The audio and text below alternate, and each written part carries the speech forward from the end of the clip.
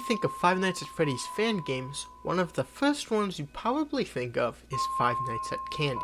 This was one of, if not the first actually good FNAF fan game, and it got turned into a trilogy. But the newest one, Five Nights at Candy's 4, is stuck in development purgatory, and the most recent release was a remaster of the first game back in 2019. So while I'm in purgatory waiting for new things to release, I'll settle for explaining the Five Nights at Candy's lore. Don't worry, it isn't nearly as confusing as the FNAF lore. We start on October 9th, 1961. A little girl around the age of 6 to 8 years old named Mary Schmidt is going with her father to the local establishment of Rat and Cat Theater every weekday.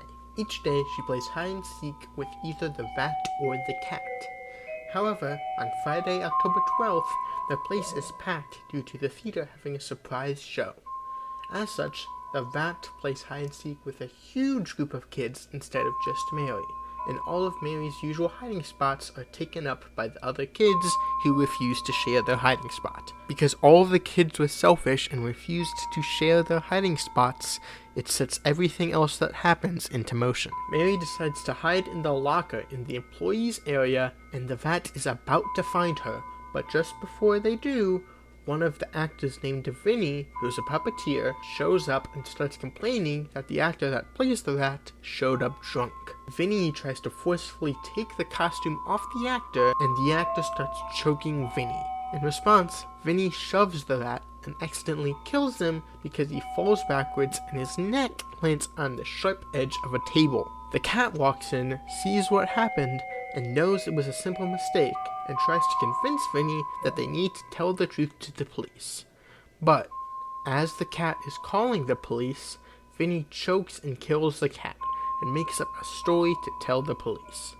The whole time, Mary was in the locker, and she didn't come out until much later, when the police had already secured and searched the building and locked it down.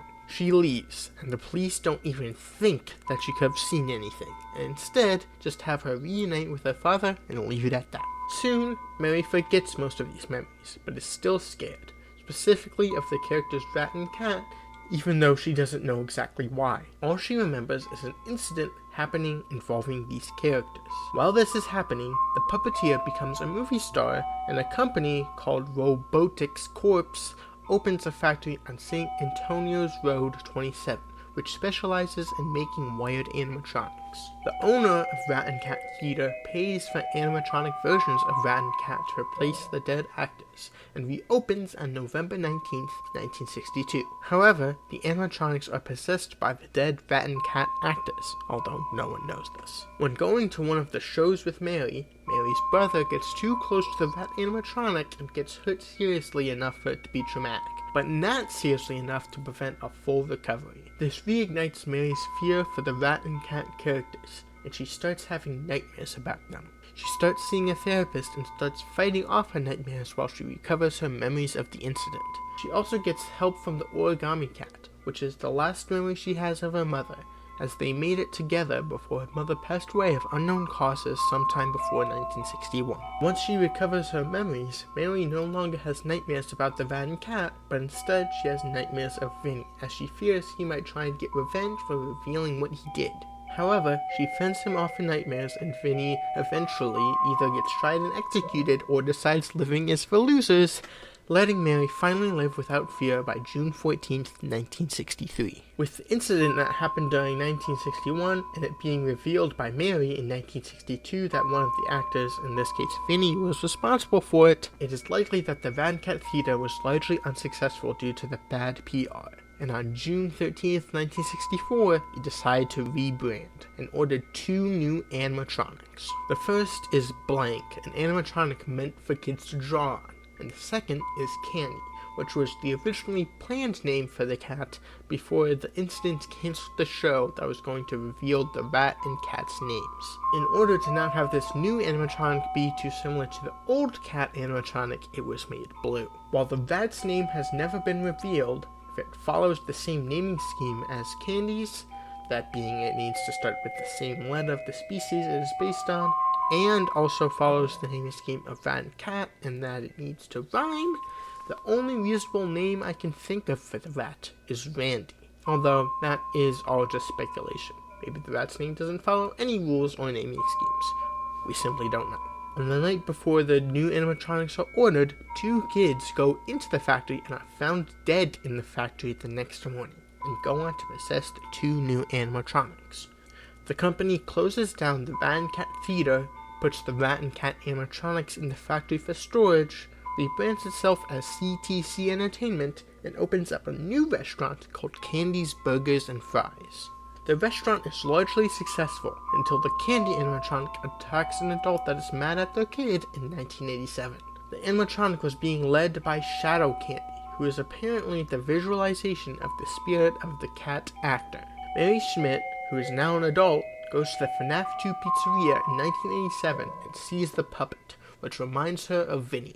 Soon, on September 22nd, 1987, she comes to work as the security guard for the factory, but doesn't report nor is suspected for murdering kids that are put through the factory's machines, which is actually done by Vinny, who is captured on screen, by the feed, and even on some old recordings, and yet Mary doesn't do anything, probably because she is so over Vinny. For some reason, the Rat and Cat animatronics are working with Vinny, even though Vinny is the one who killed them. It doesn't make any sense, but maybe the memories are foggy, just like Mary's were. Who knows? Anyway, these 4 new dead kids then possess the new animatronics that were built to replace Candy, now known as Old Candy, and Blank. The rat is also sent to the restaurant for some reason, even though the factory was working fine as a storage location. Soon, Freddy Fazbear's Pizza closes down due to the bite of 87, which allowed candies to become much more popular as it was the only local alternative. On November 16th, 1987, Mary quits working at the factory and instead works as the night guard at Candy's Burgers and Fries, but gets fired on her 7th night. She comes an 8th night anyway to confront Shadow Candy and then leaves. All of the current iteration of the animatronics are sent to the factory at one time or another in favor of new versions of Candy and Cindy. When the new animatronics come in, the rat kills the night guard, and the new Candy model is blamed, which gets the restaurant finally shut down in 1993 after being open for 29 years.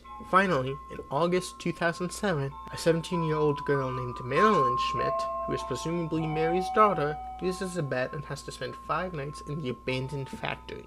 After easily surviving because the animatronics are lonely and want to talk to people on the phone after being stuck in an abandoned factory for so long, she comes back for a 6th night, presumably after hearing her mother's tales about candies and the Rat and Cat Theater, and burns the place down, and likely escapes because otherwise she would be reported missing like she is if you lose somehow.